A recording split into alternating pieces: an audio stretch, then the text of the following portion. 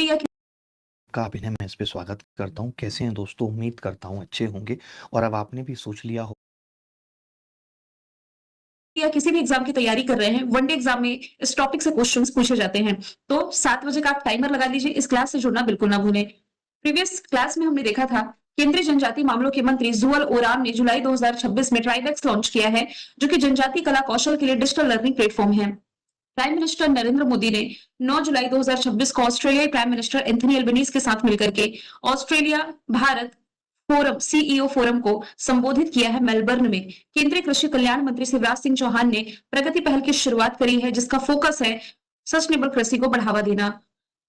अनकार्ड report जो 2026 की विश्व निवेश रिपोर्ट रही है, इसके अनुसार एफडीआई के प्रवाह में 44% की वृद्धि के बाद शीर्ष प्राप्तकर्ताओं में भारत का जो वैश्विक स्थान है 11वां है।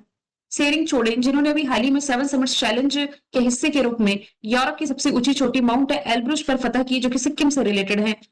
किस भारतीय उच्च न्यायालय ने हाल ही में 8 जुलाई 2026 को एक बड़े ऐतिहासिक आतंकवादी मामले में शामिल जो 38 दोषी थे, इनकी मौत की सजा को बरकरार रखा है। तो गुजरात हाईकोर्ट इसका राइट आंसर है।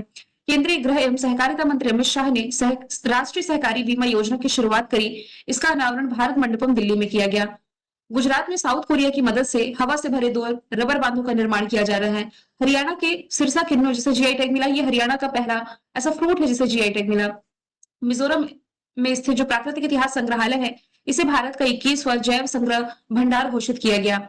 वलियर शील्ड और रोजवर्ड ड्रैगन सैन्य अभ्यास जो है, ये अमेरिका के नेतृत्व में आयोजित किया जा रहा है। 8वें नंबर के खेलो India youth games Telangana host करेगा। और प्राइम मिनिस्टर नरेंद्र मोदी जी ने इंडोनेशिया में विश्व प्रसिद्ध प्रम्बानन मंदिर कैंपस के संरक्षण और पुनरुद्धार परियोजना का शुभारंभ किया है। तो सभी क्वेश्चन हमने देखे हैं प्रीवियस क्लास में। शुरू करते हैं आज का हमारा पहला सवाल। सवाल ना ये स्टेटमेंट वाला है और ये प्रम्बानन मंदिर से ही रिलेटेड है। हो ना हो इससे 1 नंबर में क्वेश्चन एग्जाम में देखने को मिले। इससे रिलेटेड 3 पॉइंट है, आपको बताना कौन सा इसमें सही हो जाएगा।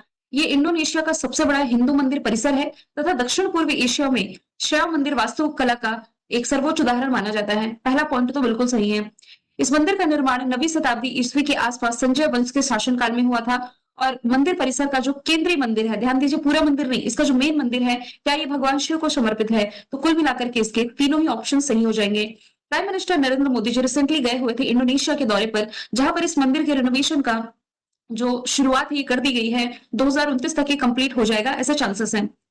और जैसे कि ये संजय वंश द्वारा इसका निर्माण किया गया है 850 ईस्वी में, माताराम साम्राज्य के हिंदू संजय वंश के शासनकाल में इसका निर्माण किया गया।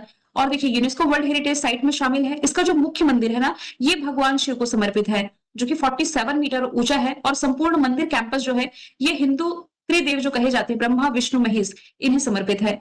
इंडोनेशिया की कैपिटल जकार्ता करेंसी इंडोनेशिया रूपी राष्ट्रपति प्रबोतो सवियंतो है। हालिया में प्राइम मिनिस्टर नरेंद्र मोदी को इंडोनेशिया के दौरान यहाँ के हाईएस्ट सिविल ऑनर बिटांग आदिपूर्णा से सम्मानित किया गया। प्राइम मिनिस्टर नरेंद्र मोदी के इंडोनेशिया दौरे के ही दौरान ब्रह्मोस सुपरसोनिक क्रूज मिसाइल की आपूर्ति के लिए समझौता किया गया है। और 16 साल से कम उम्र के बच्चों के लिए सोशल मीडिया पर बैन लगाने वाला एशिया का पहला देश पूछा जाए तो ये इंडोनेशिया ही हो जाएगा। अगले सवाल की तरफ चलते हैं। जुलाई 2026 में भारत और किस देश के बीच यूरेनियम निर्यात समझौता फाइनल हुआ है? तो जैसे कि मैंने बताया, prime minister Narendra Modi ji 3 countries के दौरे पर रहे। सबसे पहले इंडोनेशिया गए, फिर ऑस्ट्रेलिया और लास्ट में न्यूजीलैंड का दौरा इन्होंने किया। इंडोनेशिया के जो फैक्ट्स बन सकते थे, जो डील हुई है, ये हमने देख लिया। ऑस्ट्रेलिया भी कई करंट अफेयर हमने देखे। और इसी ऑस्ट्रेलिया के साथ भारत का जो यूरेनियम निर्यात समझौता है, जो कि फाइनल हो चुका है। 9 जुलाई 2026 को मेलबर्न में आयोजित तीसरे भारत ऑस्ट्रेलिया वार्षिक शिखर सम्मेलन के दौरान ये फाइनल किया गया है। इसका उद्देश्य क्या है? तो इस समझौते से ऑस्ट्रेलिया से भारत को परमाणु ऊर्जा के लिए यूरेनियम की आपूर्ति का मार्ग प्रशस्त होगा। और इसके लिए गोल की हम बात करें तो ये जो डील है, भारत को अपने जो क्लीन एनर्जी लक्ष्य और 2047 तक 100 गीगावाट परमाणु ऊर्जा क्षमता हासिल करने के लक्ष्य को प्राप्त करने में मदद करेगा। हालांकि भारत का जो लक्ष्य है 2070 तक ये 0 कार्बन उत्सर्जन का रखा गया है। दोनों में कंफ्यूज नहीं होइएगा।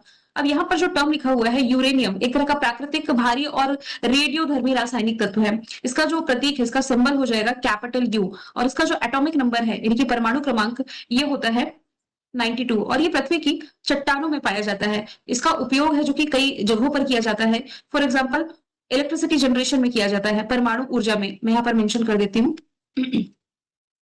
परमाणु ऊर्जा में एक तो इसका इस्तेमाल किया जाएगा। दूसरा न्यूक्लियर वेपन्स में इसका इस्तेमाल किया जाएगा, परमाणु हथियारों में इस्तेमाल किया जाता है। फिर मेडिकल और साइंटिफिक रिसर्च में भी इसका इस्तेमाल किया जाता है। इसके अलावा मिलिट्री एंड इंडस्ट्रियल यानी कि सैन्य और औद्योगिक उपयोग में भी इसका इस्तेमाल किया जाता है। और साथ में आप एडिशनल तौर पर ये भी याद रखें कि भारत में भी यूरेनियम के भंडार मौजूद हैं। भारत में कहाँ पर? तो देखिए, झारखंड का जो जादूगोड़ा खदान आपने सुना होगा और आंध्र प्रदेश के भी कुछ हिस्सों में ये यूरेनियम खनन के लिए प्रसिद्ध है। ऑस्ट्रेलिया के बारे में यदि हम देखें, राजधानी Canberra, currency dollar, prime minister Anthony Albanese. इसके अलावा भारत की सरकारी कंपनी काबिल ये ऑस्ट्रेलिया के लिथियम और कोबाल्ट खदानों में सीधे पैसे इन्वेस्ट करेगी। ऑस्ट्रेलिया ने महिला टी20 वर्ल्ड कप 2026 के फाइनल में इंग्लैंड को 7 विकेट से हरा करके रिकॉर्ड 7वीं बार ये खिताब अपने नाम किया। 1 जनवरी 2026 से ऑस्ट्रेलिया ने भारतीय एक्सपोर्टर्स के लिए अपने 100% टैरिफ लाइनों पर कस्टम ड्यूटी खत्म किया है। एलिसा हेली ने क्रिकेट के सभी फॉर्मेट से संन्यास लिया। 16 साल से कम उम्र के बच्चों के लिए सोशल मीडिया पर बैन लगाने वाला ये दुनिया का पहला देश है। ऑस्ट्रेलिया के 125 वर्षों के इतिहास में पहली बार जो महिला सैन्य प्रमुख बनी है lieutenant general Sushant Goyal. Australia tourism की एम्बेसडर हैं सारा तेंदुलकर। ऑस्ट्रो हिंद अभ्यास जो कि भारत ऑस्ट्रेलिया के बीच होती है।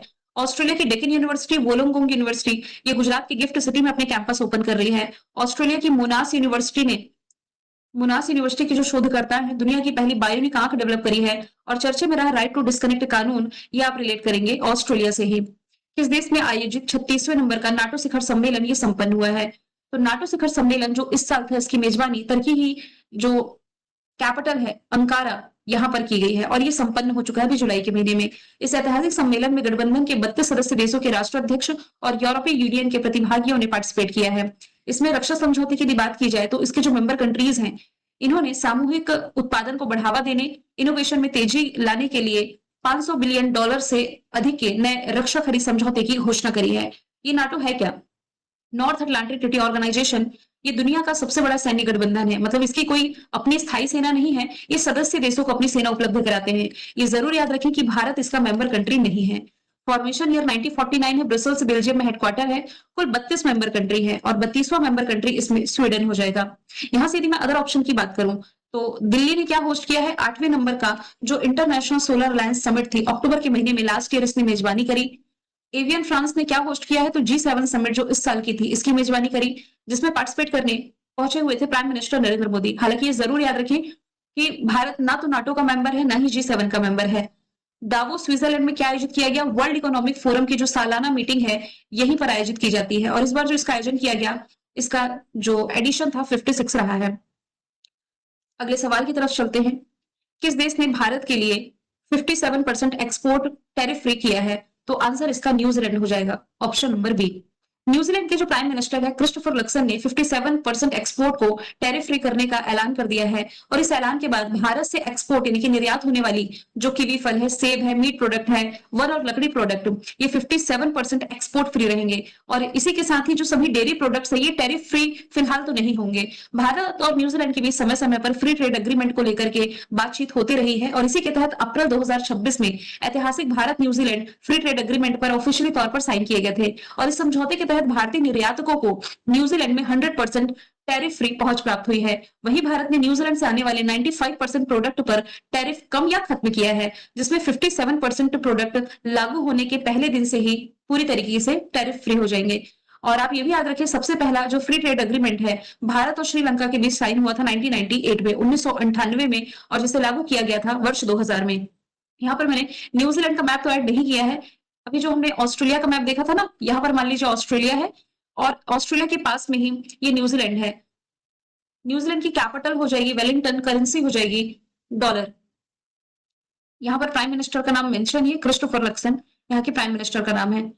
सवाल 5वां है, कौन सा देश है जो तमिलनाडु की 3 महत्वपूर्ण प्राचीन धरोहर कौन कौन सी है? भद्रकाली का त्रिशूल, पवित्र नंदी का पाषाण प्रतिमा यानी कि पत्थर की प्रतिमा और भगवान कार्तिकेय षटमुख यानी कि 6 मुख वाला पत्थर की प्रतिमा ये भारत को स्वेच्छा से लौटाने जा रहा है। तो ये भी डिस्कशन हम ऑस्ट्रेलिया से रिलेट करेंगे। भारत ऑस्ट्रेलिया के बीच सांस्कृतिक विरासत संरक्षण को लेकर के ऐतिहासिक फैसला किया गया है। ऑस्ट्रेलिया जो है तमिलनाडु की 3 महत्वपूर्ण प्राचीन धरोहरों को भारत को स्वेच्छा से लौटाने जा रहा है। ये घोषणा मेलबर्न में चल रहे तीसरे भारत ऑस्ट्रेलिया वार्षिक शिखर सम्मेलन के दौरान किया गया है, दोनों ही देशों के प्राइम मिनिस्टर की मीटिंग के बाद। ये सभी वस्तुएं 11वीं और 12वीं शताब्दी की हैं। मूल रूप से तमिलनाडु के ऐतिहासिक मंदिरों से प्राप्त की गई थी और वर्तमान में ऑस्ट्रेलिया के विभिन्न सांस्कृतिक संस्थाओं में संग्रह में ये सुरक्षित है, म्यूजियम में इसे रखा गया है जो अभी भारत को लौटाने जा रहा है। मैं आपको बता देती हूँ, जो 3 कंट्री हालिया न्यूज़ में है, जिसके बारे में हम पिछले 1 हफ्ते से डिस्कस कर रहे हैं, इंडोनेशिया, ऑस्ट्रेलिया और न्यूज़ीलैंड। अब ये 3 कंट्री का दौरा करके आए हैं प्राइम मिनिस्टर नरेंद्र मोदी जी। जितने भी इम्पोर्टेंट एग्रीमेंट, जितनी भी इम्पोर्टेंट डील्स हैं, जो इन कंट्रीज़ के साथ की गई है भारत की, वो आपके एग्ज़ाम के लिहाज से इम्पोर्टेंट होगी, जो कि आपको याद रखना है। अब न्यूज़ीलैंड से और भी क्वेश्चन्स बनेंगे, जो मैं कल ऐड करूँगी। भारत के 98 नंबर के ग्रैंड मास्टर कौन बने हैं, ये आपसे सवाल है। हाल ही में भारत के 98 नंबर के ग्रैंड मास्टर बन गए हैं एथन वाज। ये कन्याकुमारी के 17 वर्षीय हैं grand master. Pune international grand master round robin में अपना अंतिम ग्रैंड मास्टर नॉर्म हासिल करते हुए भारत के 98 नंबर के ग्रैंड मास्टर बने।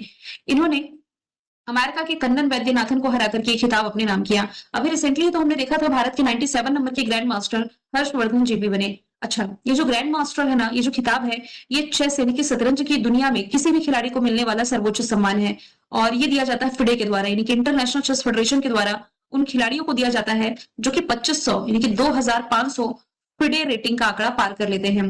बात की जाए फिडे की, तो इंटरनेशनल चेस फेडरेशन का फॉर्मेशन ईयर 1924 है। लॉजन स्विट्जरलैंड में हेडक्वार्टर, अर्काडी डोकोरविच इसके हेड हो जाएंगे।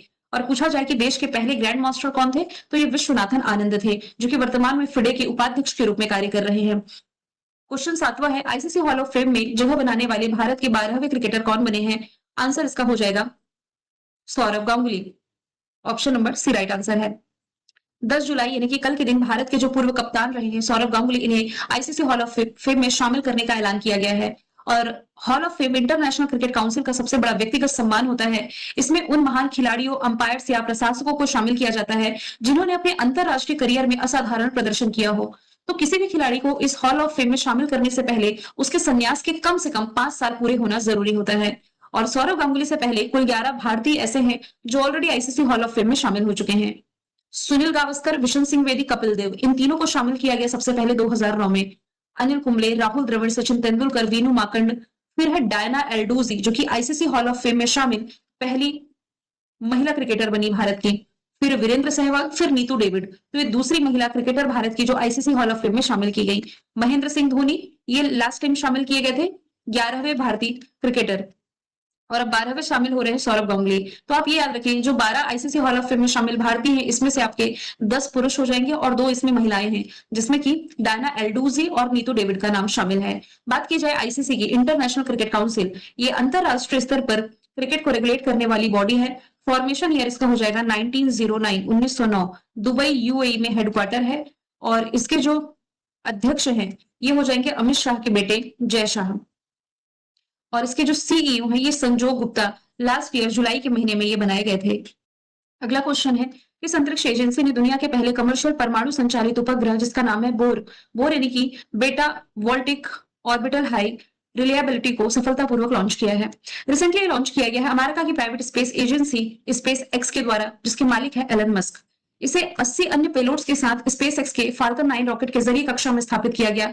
ये दुनिया का पहला कमर्शियल परमाणु संचालित उपग्रह माना जा रहा है।